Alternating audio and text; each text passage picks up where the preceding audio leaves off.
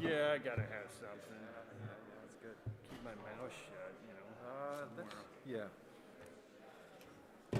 That should work. Yeah. Cool. All right. I'm ready when you are. Okay. All right, let's get started.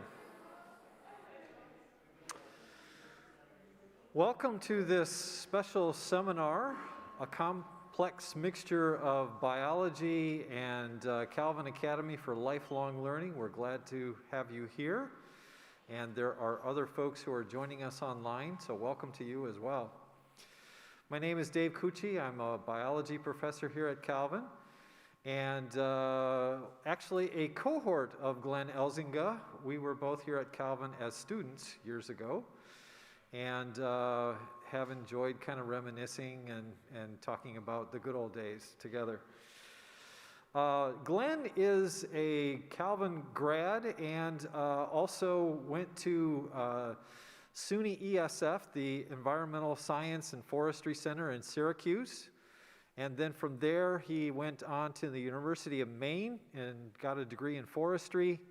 His first job in forestry landed him in Idaho, fell in love with Idaho, and decided after a while that maybe he would settle in and do some ranching. And that's the story that he's going to be telling us today. So without further ado, I want to welcome Glenn Elzinga.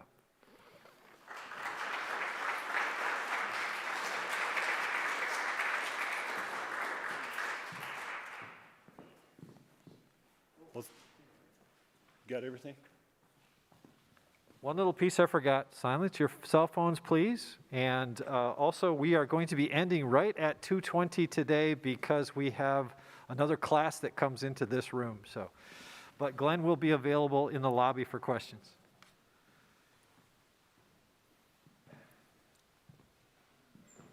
Can you hear me in there, Sean?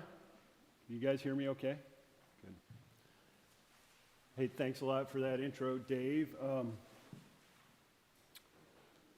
You know, there's an old rancher up the valley from me. His name's Jim Martini. And I said, how long you lived in the valley, Jim?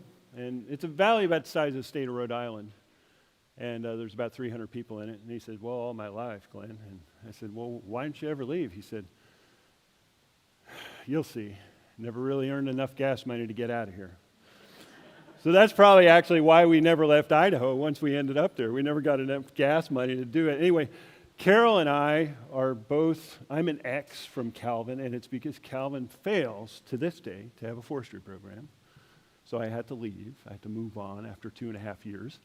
And Carol ended up a biology major. We were both biology majors. In fact, that is where we met, on the stairs of the science building. It was the third stair up. I remember the stair.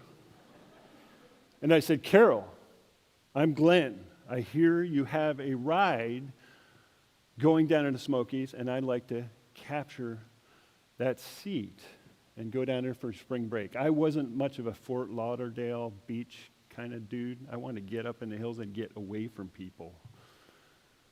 Anyway, so we ended up sitting in a car for 14 hours, and, well, we fell in love, and we got married.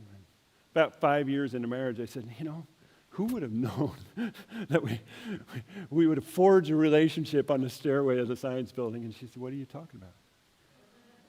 And I said, that's where we met. And she said, no, we didn't. And I said, yeah, we did.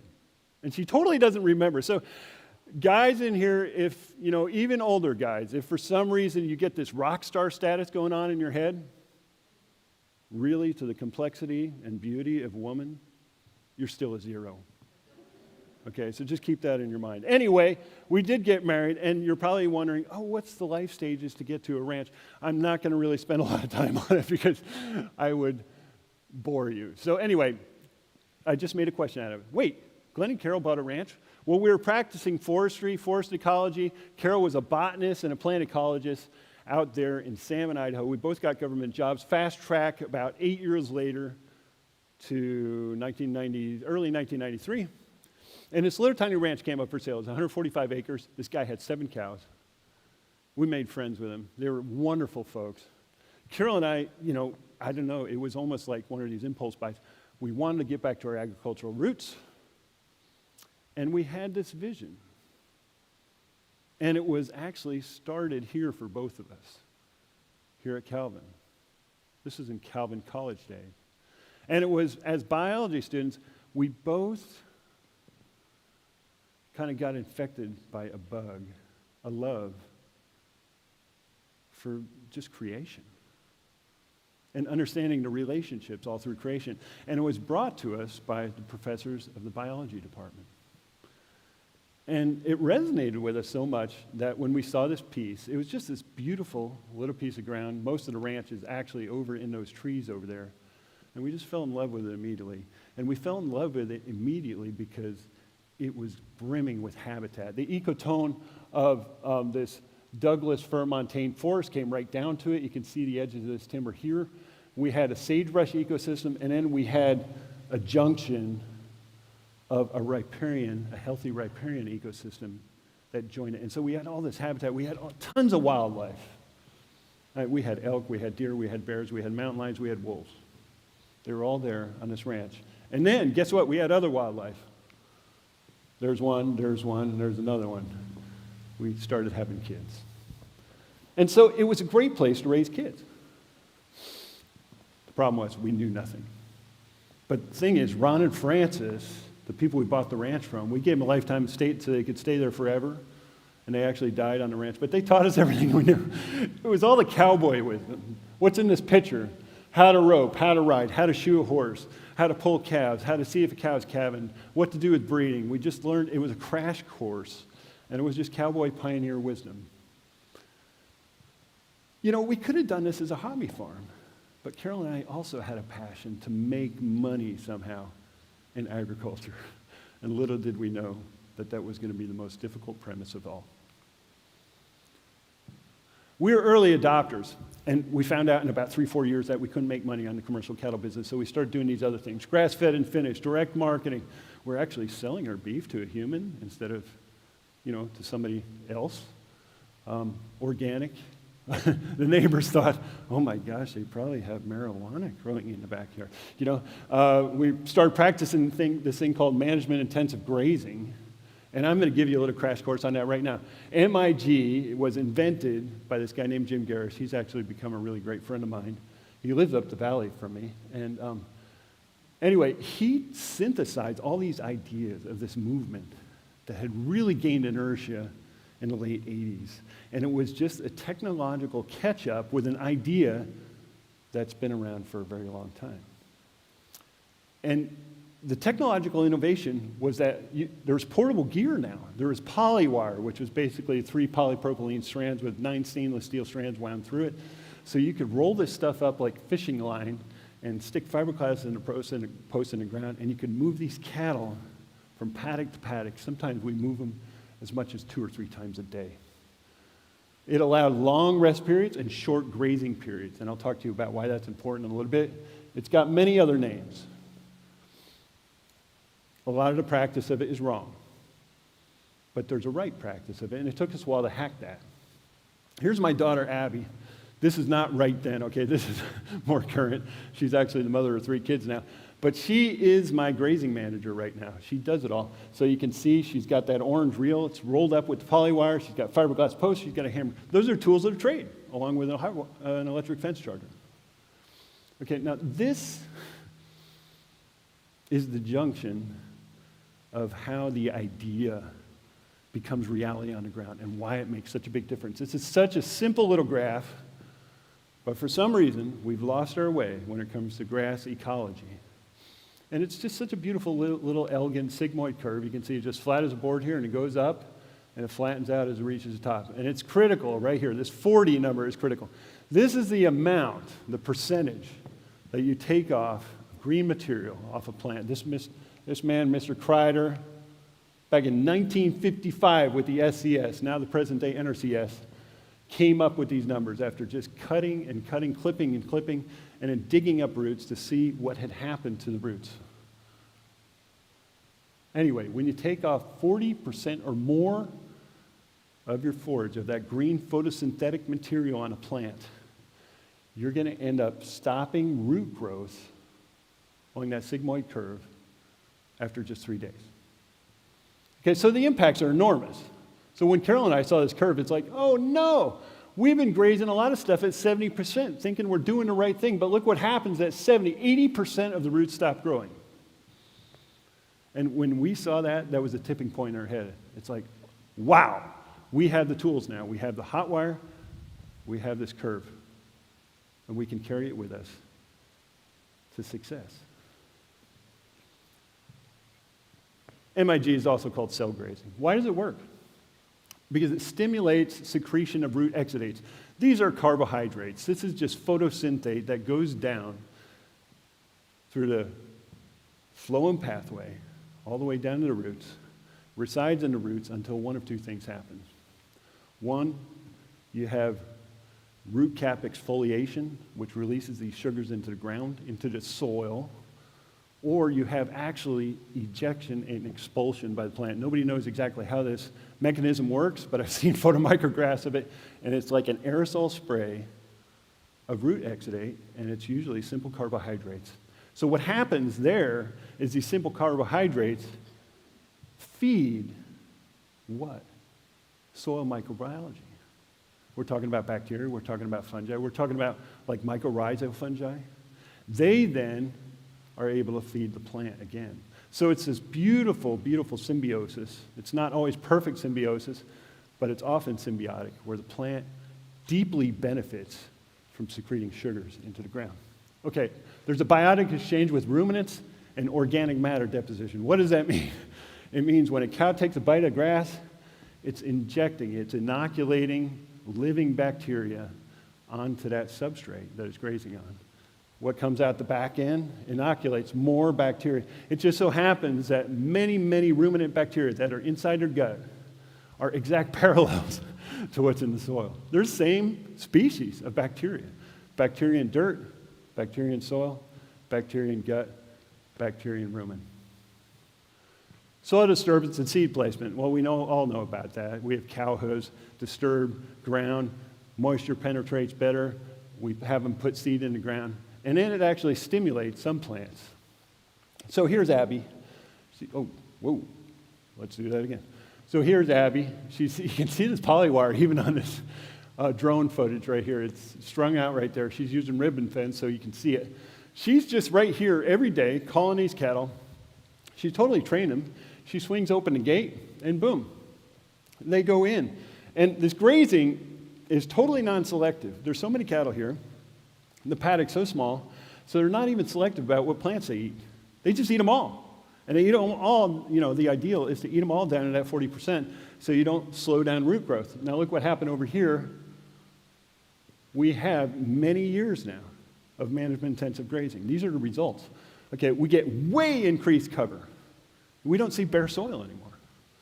The other day I was walking around our pastures, even though, it's late in the year, we're grazed down to about 1 or 2 inches. I cannot see bare dirt anywhere. No matter where I look, I cannot see bare dirt. I have to pull back dead grass to find bare dirt. And what does that mean? It means that the integrity of the soil is protected thermally, in terms of moisture transfer, and in terms of microbial retention, okay? Then you have diversity. We've fast-tracked our diversity. We started a lot of these pastures. This particular one was a near monoculture of alfalfa 10 years ago, and now there's 60 species on it. We've increased our yield dramatically, and it's all because we stopped continuous grazing, and we stopped monoculture cropping of alfalfa. Okay, now you're thinking, wow, paradigm shift.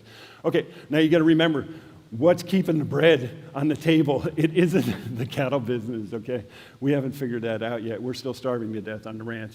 That's really common. 43% of all farms in America lost money last year, and they lose money every year at that rate, some years more than ever. 5 years ago, it was 30%. Actually, I got that flipped. 30% of all ranches in the United States made money. 43% in 2020 made money. So most ranches lose money. Well, it's easy to join the losers, and we were in them. Anyway, I had 1 foot right here and 1 foot right here. This foot's on the ranch, and we're working our butts off on that. This ranch is over here, and I'm a fire ecologist and prescribed burn manager, okay? So that's not me. I just grab you can find stuff like this on the internet. Did you guys know that?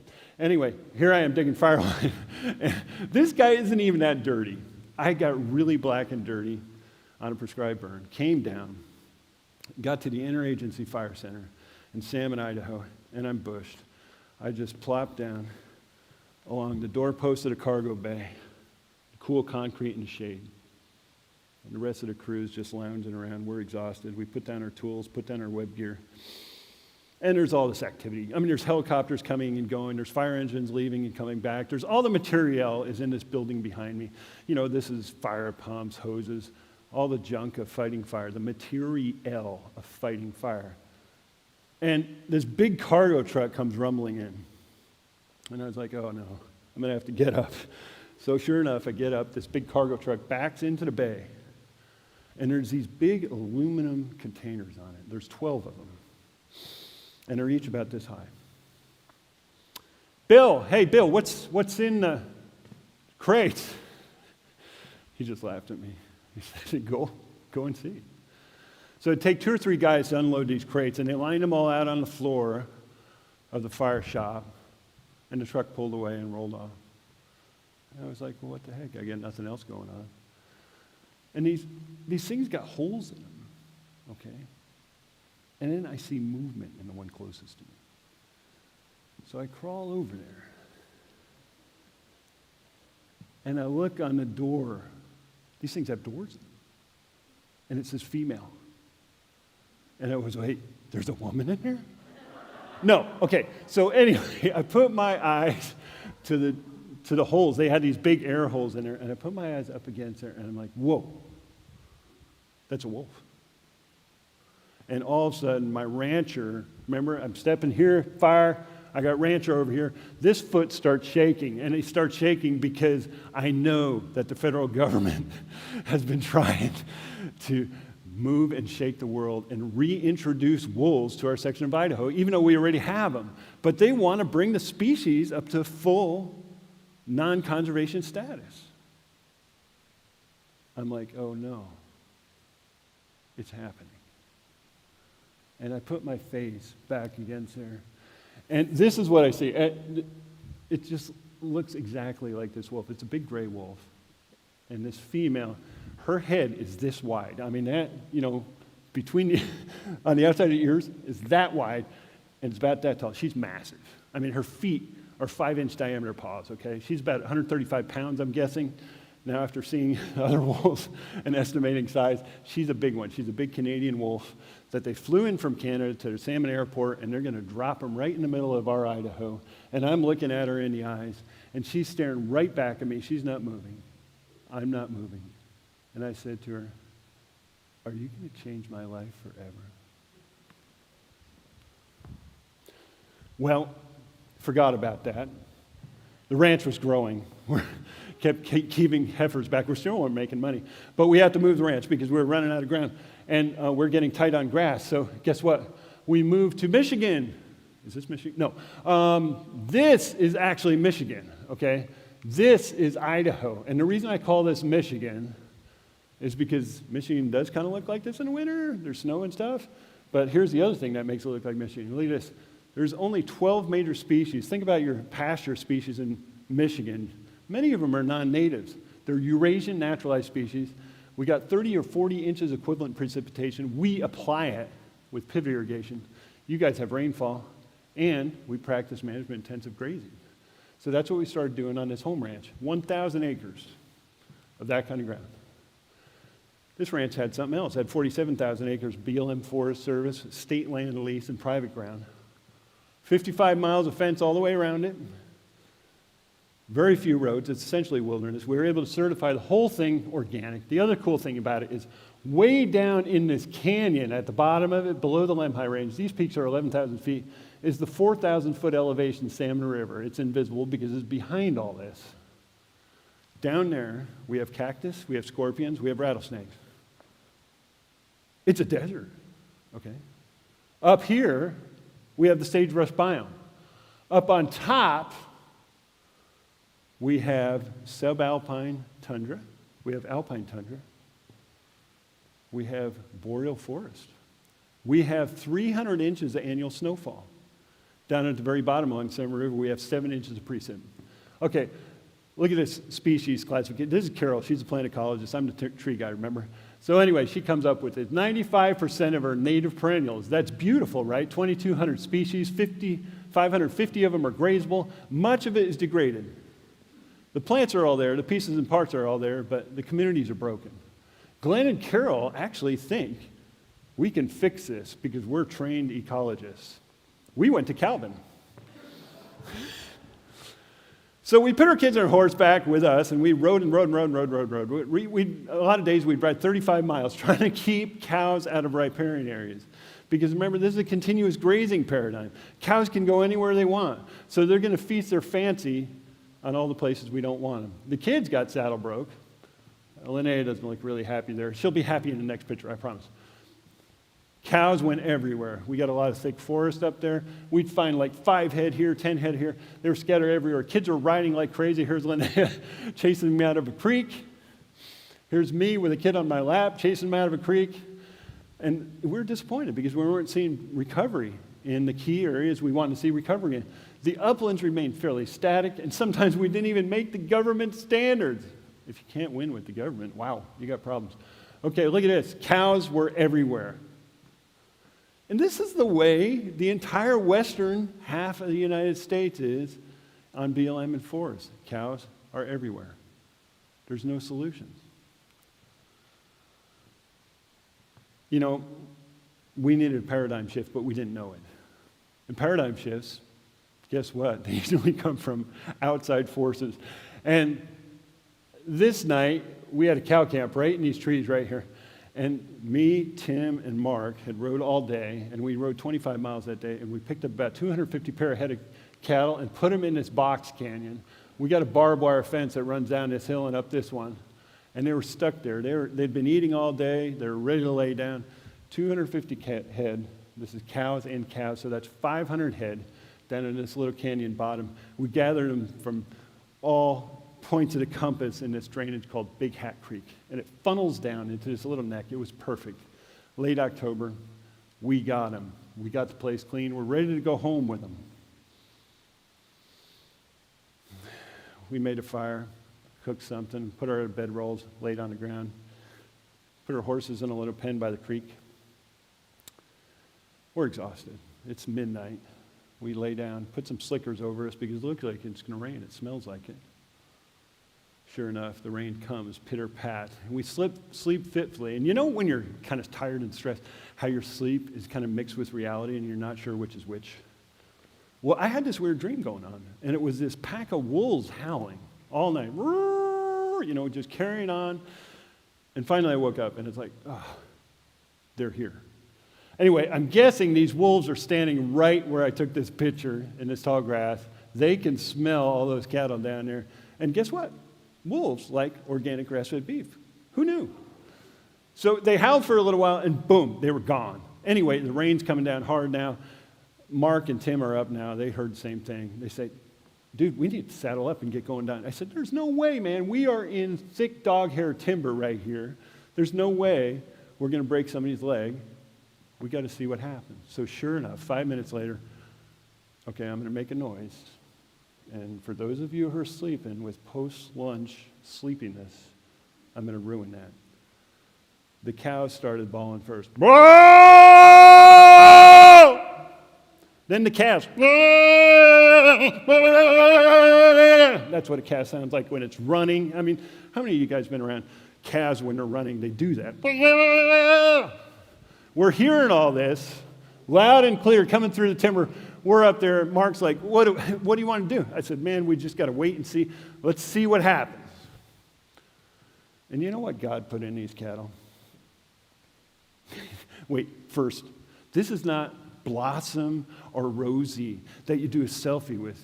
Come on, baby. No, these are wild range cows, okay? They're used to fighting off predators. They've been with them, living with these wolves all summer, right? Okay. I just said, you know what? We got to see what happens and see if the instinct that God instilled in them actually pays off. So we waited till morning. Threw saddles on at first light and tore on down there. We only found one calf with a bite mark out of it. The cows had kept all those cattle alive and chased the wolves. Who knew, right? But we knew there was a storm coming. And over the next few years, it really came. We started to lose cattle like way too much cattle. In fact, in 2014, we counted up our losses. We lost $63,000 that year. And Carol and I were licking our wounds. This is Melanie, my oldest daughter. This wasn't then. I just said, I need a nice sad picture of you. So there it is. But anyway, we were all like this because we were like, we're not going to be able to do this anymore. The wolves are going to eat all our cattle. We're going to just lose way too money. It's stupid to go back, right? Anyway, snow comes to Alder Spring Ranch, and we start feeding cattle. And we start thinking about other things besides wolves. And we're kind of in denial. We're not figuring it out. And guess what? Comes Christmas time. And so we're in a friend's house down the valley. Roy and Jeannie Ellis, they're older people. They're retired ranchers. We go around Christmas caroling around the valley every time of year, just before Christmas. It's sub-zero cold out usually, and they don't want to come out, so we go to them. And we got a guitar and a mandolin. One time I tried to bring an upright bass. It did not work, okay? So we go inside their houses usually because they don't want to stand on a porch. And we go inside Roy and Jeannie's house, and they got all this cool cowboy gear hanging all over the walls. They got, old saddles. They got stirrups. They got old headstalls and halters. They got saddle guns. They got all kinds of stuff. And then they got a whole bunch of paintings by this guy. Anybody know who this guy is, who painted his painting? Here's another one. Okay, famous chronicler of the American West around 1900 in Montana. Anybody know? They competed. Remington had a little bit of a different style. That's a good thought, though. Starts with an R. Anybody? C.M. Russell, Charles Marion Russell, okay, painted about 5,000 paintings. The thing that struck me about the paintings in Roy and Jeannie's house is that these guys were living with their cattle for the entire summer. They were actually with their cattle. Look, they had their horses there, they had their cook shack, they had life on the range with cattle. Guess what? Guess who else had life on the range with sheep? You know who this is? This is the shepherd boy David. I got a picture of him, okay? Then who else lived with their sheep? Well, they were watching their flocks by night. And lo, okay, look at these guys and lo. But what were they doing? They were watching their flocks by night. Then somebody else is an ancient herder. Check this out. Here's an indigenous guy killing a buffalo, okay? You can see they've killed quite a few more here, and then we got a coyote, we got some elk right here, okay? This guy is Albert Bierstadt. Me and 3 of the girls went to Washington, D.C. a few weeks ago, and we went to the National Gallery, and we looked all over for this stupid painting. We finally found it. It's awesome. It's like almost that size. And when we got there, we were like, wow. Look at that. So I wish this reproduction could show it, because here's a close inset of this blurry painting, and in the detail, real life detail, you can see every one of these buffalo animals, okay? This is a huge herd of buffalo. Do you really think that on the Great Plains it was covered with this many buffalo everywhere? No, absolutely not. They were running around in herds. Why were they running around in herds? Anybody know? Who was herding them? Wolves, okay? Grizzly bears, mountain lions, okay? Grizzly bears had a huge presence on the range out in the Great Plains. There was tons of grizzlies out there, and they were constantly just tracking the herbivores. So nature was hurting. Maybe it was wildfire. Maybe it was just weather. But nature was a huge hurting agent before we people came along and started doing the same thing. Basically, all those people, from Jacob and Rachel to David to shepherds to even those cowboys, they're emulating nature. But we don't do that anymore. What changed? Why are cowboys just cow pushers now instead of cow herders? Anybody know? 2 worded invention of the 1800s in the Industrial Revolution. Anybody know? It was barbed wire.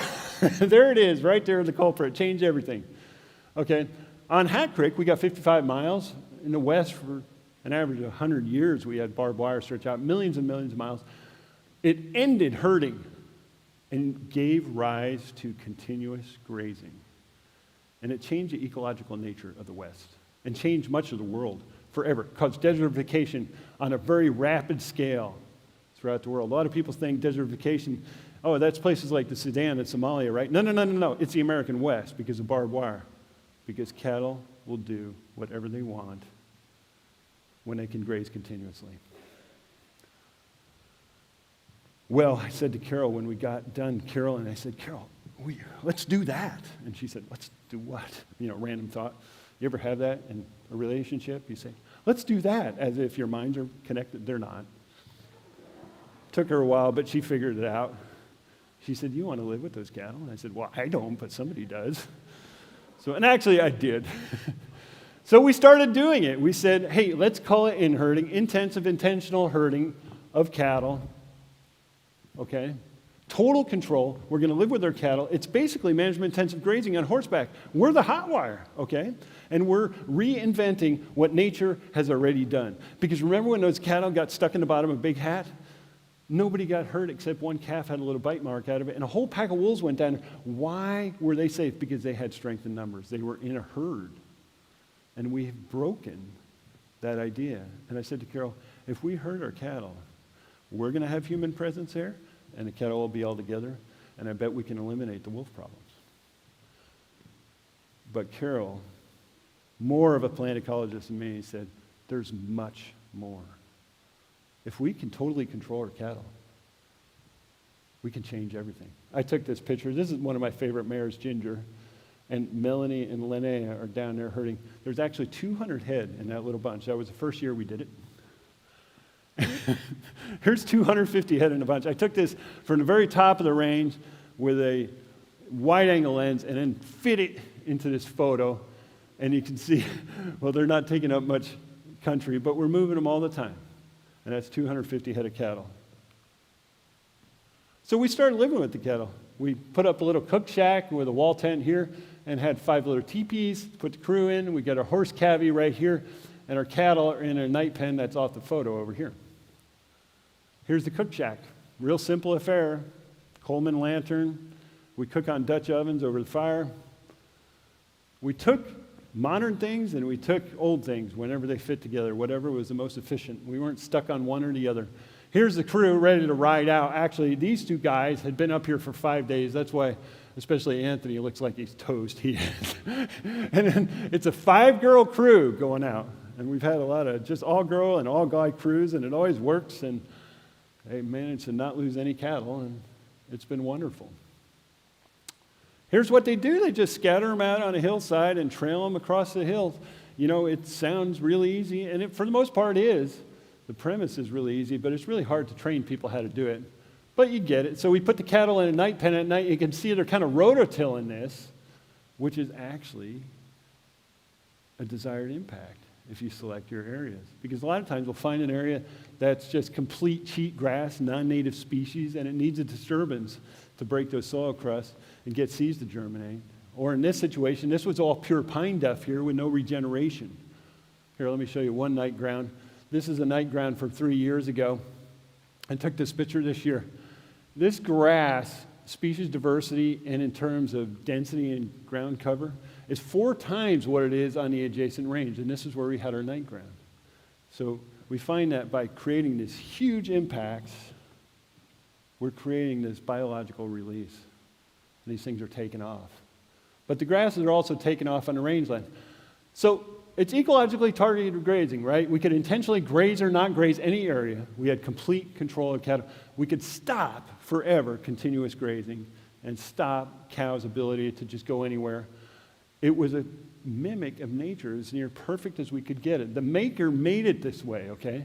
Nearly all natural systems have large ruminant herbivores in them that usually travel in herds. And we were just mimicking that. Riparian is especially vulnerable, especially in the arid West. Because remember, like 5% of our total land area is riparian, but 95% of the species are here. And it's because there's plentiful water, and there's abundant habitat, and there's habitat structure as well as just density. Cows follow gravity. Cows are big, right? They will follow gravity if I'm not hurting him or if a wolf isn't hurting him. They will follow the color green. Cows are very smart, but they are creatures of habit. Once they go down into a creek, they won't want to leave. Even if the grass runs out, they'll still start eating the bushes. People look at that and say, cows are so dumb. Why don't they go up the hill? No, cows are very habitual, okay? Predators are not there to maintain habitat integrity of riparian areas. What does that mean? It means that in the olden days, there was tons and tons of mountain lions, there was tons and tons of grizzly bears, even wolves would layer up in thick cover. This is why bison in Yellowstone Park and elk have altered ecosystems when they reintroduce wolves, because the predators would lay in wait in these easy catch areas. Now, elk and bison go down, drink quickly, and back off because they've been retrained that predators are down there. Cows return year after year to teach others. So you can actually have a 100-year legacy of cows teaching others where to go. Those are beelining for the riparian area. They remember. They know exactly where the good grass is. And here's why. Look at this. Here's some riparian that we regenerated using this in-herding technique, and it's beautiful. Now, if you were a cow and saw this, would you say, no, I'm going to get sagebrush instead? Cool, I'm good. Don't worry. You guys eat that. No. She's coming right down here in 2 seconds, all right? So there's challenges to this thing. Again, trading hers to a new paradigm. Because I might have a paradigm in my head, but to get my cowboys and cowgirls to get the new paradigm, that's a lot of work, okay? It's not easy. The neighbors think you're blankety blank crazy. They're saying, what the blank are you doing out there, Elzinga?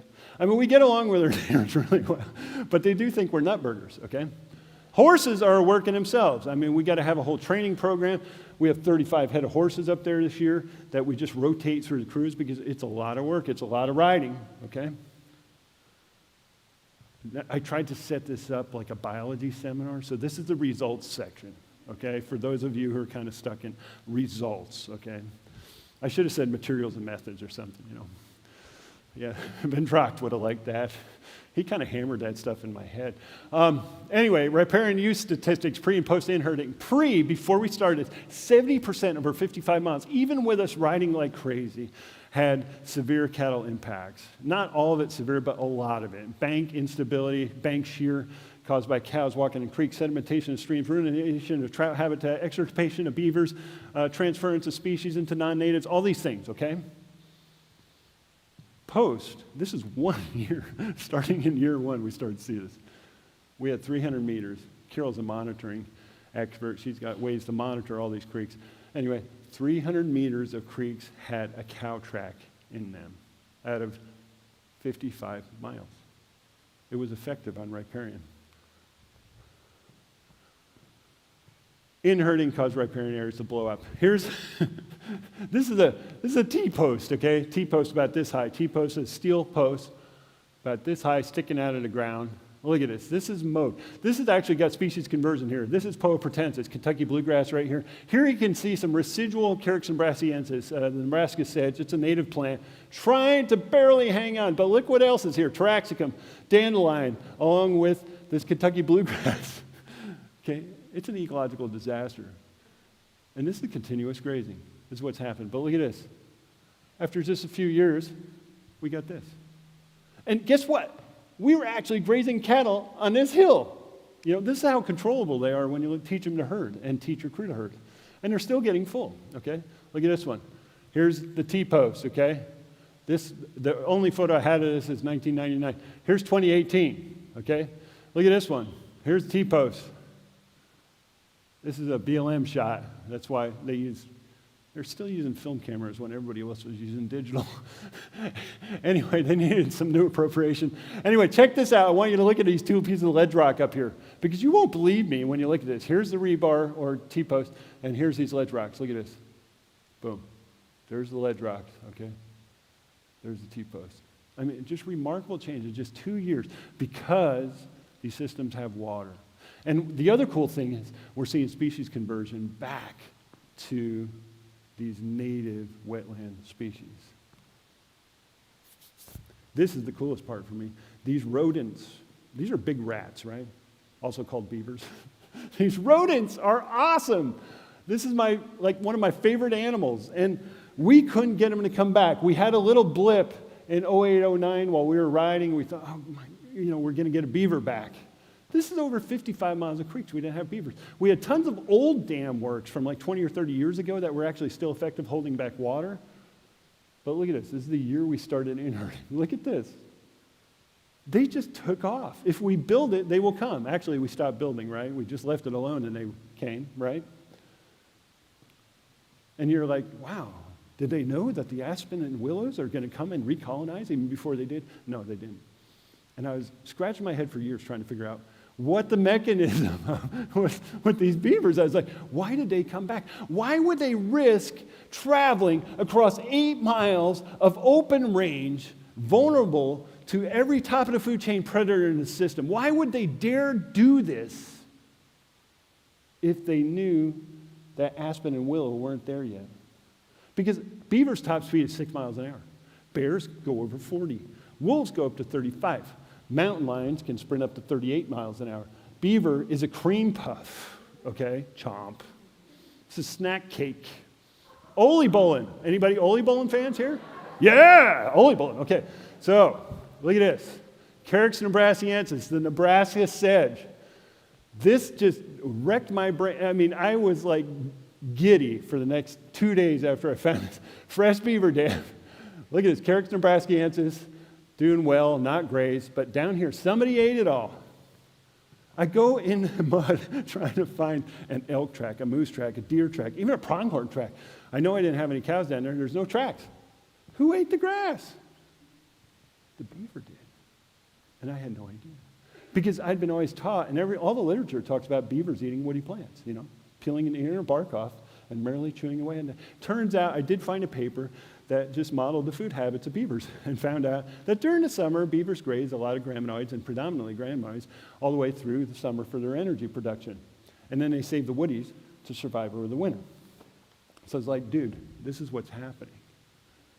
The reason why cows are hard on beavers is because cows compete with them for grass. Who knew? Here's an old beaver dam. Okay, this whole complex is 30 to 40 years old, near as I can tell. But look, it's still holding back water. So even if the beavers move on and travel, they have habitat, ecosystem values that carry on for generations beyond them. That's why we call beavers a keystone species. Look at this. Here's a little beaver pond. We estimated at 30 years old. Look what it did. Raised the water table here, sent aspen shoots all the way up this hill, and changed the hydrology of this entire hillside. Beavers, who knew? It's a rodent, right? Watching time. We also had upland success. And for this, we had decreaser plants. They just took off. Decreasers are plants that respond negatively to grazing. They disappear with continual grazing. When we stopped continual grazing and started grazing most upland stands once every 2.5 years, they took off. The other thing we found were dung beetles. We didn't have a dung beetle on the place. I pulled up so many pieces of manure. We had an agroecologist named Nicole Masters live with us for most of last summer because of COVID. She just moved in, brought a trailer. She camped there. She went with us on the range. She's from New Zealand. And she's up there on horseback with me, and we both get off to get a drink out of a spring. And she says, "Blimey, mate, come over here." Or whatever you say in New Zealand, She said those words, but I can't do the New Zealand accent. And I come over there, and I'm like, wow, there's something wrong. Because here's Nicole Masters. She's a gal about this tall, and she's about 45. And she's got manure, like, all over her hands and all the way down her fingers and on the front of her shirt. It looks almost like she's been eating manure. She's got this fresh pie.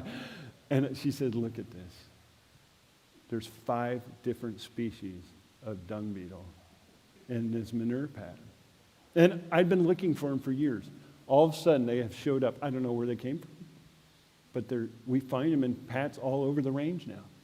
So our organic matter is up. We measured it. It's up 2-fold. Upland plant diversity is up 3-fold. Vegetative cover is up 4-fold. The amount of ground that's covered, the amount of soil that's covered. Do you think that's not a big deal for water retention? It's huge. Do you think it's not a big deal for climate? It's huge. Do you think it's not a big deal for carbon? No, it's ginormous, okay? In-herding is a precise management tool that uses bovine grazers for widespread ecological restoration. It's basically a mimic of what we were doing at home anyway. So let's go back home from the range. Here we are, we're back in Michigan, right? We're in this valley bottom, we're off the mountains, we're down in the valley bottom now, and we got this. Look at this. These are the very plants that dominated that ranch when we got the ranch. We had stands that were entirely dominated by this species and this species. This species was a mistake. This species, it just naturalized it because of overgrazing. This species here was actually planted. We had these monocultures of pure alfalfa stand. We could pull that alfalfa apart, even if it was this high, and guess what you see down there? Dirt. Remember what I was talking about? You can't find dirt on our place anymore. And if you found it, guess what? It's not dirt, it's soil. That plant list went from 12 and now exceeds 80 species. Don't ask me for all these species. Carol's got the species list. This is kind of a complex slide, but it's a cool one. So I'm going to try to get through it. Look at this. I'm kneeling in some grass that's this high. We'll start with the grass. Here's some grass that's a little lower. Guess what? This is on the exact same date, August 10th. Guess what? This piece here has not yet been grazed. This is a new lease ranch we just picked up. It is in the same shape as we started with on Alder Spring. That's why we got it, because it's like, this is cool. We're going to be able to actually have some metrics here. Over here, we have grazed this now 5 times. It's August 10th. Grass is this high, okay? So just think about that. Put that in your pipe and smoke it a second, and just think about the quantities of grass. There is over 5 times more grass here that yielded in the same year. The irrigation systems are the same. This was irrigated 5 days ago. This was irrigated 5 days ago. Same pivot, same soil type, same volcanic clay substrate, okay? Except this just got off continuous grazing for 95 years. This got off continuous grazing and cropping 16 years ago. Okay, now check this out. Nicole showed me this, and this is actually a universal test to determine water permeability in soils. You take a steel ring about this round and that high, you pound it into the ground, and you pour water on it in 1 inch increments at a time. You can just mark a Nalgene bottle, 444 milliliters. It's 1 inch of water inside that 6-inch diameter cylinder. Anyway, we pounded it in over here. Come on, baby. Pounded it in over here after clipping the grass, because you have to find the soil first, right? So we pounded that baby in, started adding water. First inch disappeared in 9 seconds. This soil was already wet. It felt moist. You can make things out of the clay stuff. In 17 seconds, it took the 2nd inch, okay? We don't have the 3rd inch down here, but I know what it was. It was 34 seconds to get the 3rd inch of water down in this cylinder. On this other ranch, it took 3.5 minutes for the 1st inch. It took 14 minutes for the 2nd. And I said to Jeremiah, he's the one running this place for me. I said, Jeremiah, dude, you want to go for inch number 3? And he said, no. I was kind of thinking about having a beer with my dinner. And that was still 6 hours away, and he knew he'd still be here. I think it would have taken all night. And what's going on here? And I wish I had a little better picture. So what's going on here is there's all this soil aggregation here. It's because it's teeming with life. Little arthropods were scooting off this. We could see little millipedes and centipedes or dung beetles in this piece, or earthworms. And then, of course, there's the unseens, right? There's fungi. There's bacteria. There's a whole bunch of little arthropods we couldn't even see. There's a whole bunch of protozoa in this sucker, okay? And I could tell because the soil has glomulin in it, which is a secretion of fungi. And the fungi are probably mycorrhizal. They're having a relationship with what other species we got up here. We got a ton of species diversity up here. There's probably 40 species in its square meter that I'm sitting in.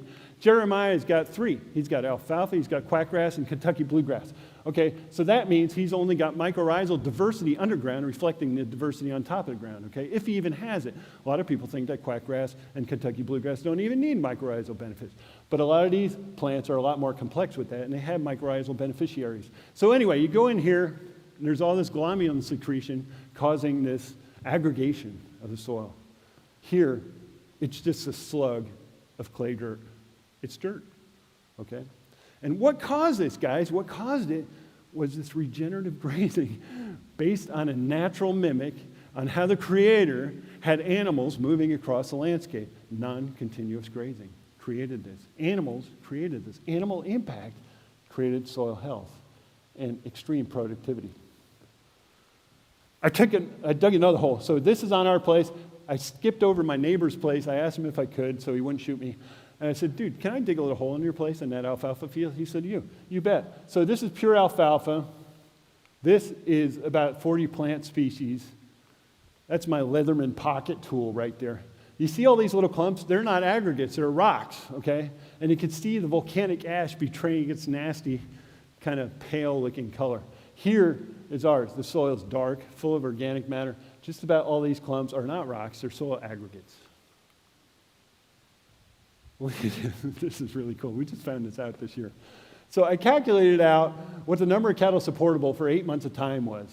And we just put it on a curve. So we calculated our hay and all our grazing days and just made them equivalent of 8 months of use. Look at this. 2012, we started a little over 300 head. 2021, this is the driest year in history. Driest year in history in Limehigh County. Okay? We got our highest yield ever. We're over 500 head equivalents for the season. Why? And it's just because that soil held water for us despite the drought. Despite the drought. This is resilience, folks. When you graze regeneratively and you use cattle regeneratively to create ecosystems not only above ground but below ground, you create resilience. And that's what's missing in agriculture today, is resilience. We always complain about weather, right? We don't need to if we raise our species regeneratively. Our home soil organic matter, we didn't even know what this was. It was up like crazy. We went from 2.45 10 years ago to 6.7. Now look at this. We wanted to figure this out. For every 1 pound of alder spring beef on our plate, we put 4 pounds of elemental carbon in the ground. Okay? We actually did the math. I called experts all over the United States because I wanted to know. I wanted to know what alder spring's reality was. Look at this. This is a cool number. 9.8 railroad cars of coal in the soil. Think about this. Facts. Dry grasslands take up 30% of America. Regenerating them offers a huge carbon capture opportunity, and it can be done with just farmers and ranchers. Here's a slide that I only show to farmers and ranchers, but I'm showing to you guys real quick because it means profitability. And remember how Carol and I were chasing the tail of profitability all along? Well, we finally discovered it. We're standing on top of it. It was underground. Average daily gain up 200%, average daily gain up 250. Carrying capacity is twofold. This is the pay dirt we were talking about. It's a living soil. This is a soybean field. Guys, it's a biological desert. I've worked on these things. This is the beaver camp. I could bet there's over 1,200 species in this picture. Just plants. This is a little hat at 7,000 feet in the sub-irrigated floodplain along the creek. Again, huge species diversity. This used to be an alfalfa field on Alder Spring, a monoculture. Now it's got 60 species on it. These are my 7 daughters. They're standing on soil. And they're smiling because my wife just told a dumb joke. But I know they're smiling too because they know there is opportunity for them here. They know that there's hope in the living soil. They can come back to the ranch. All my neighbors tell their kids to not stay on the ranch. Go get the town job. But I'm excited because we're not only operating in an ecosystem, we are part of the ecosystem. And guys, friends, I just want to tell you here today that there is hope in agriculture. All we got to do is look to the Maker and look at the example he made and try to emulate that in what we're doing in agriculture. We've lost our way, but there is a way back. And I want to give you that hope today. And that's why I came. And thanks a lot for having me here.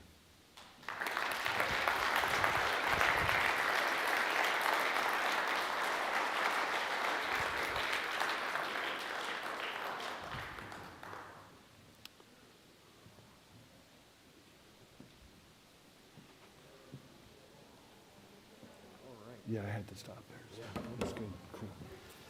Yeah, so if you do have questions, let's go meet in the lobby because there is another class that comes in here, so.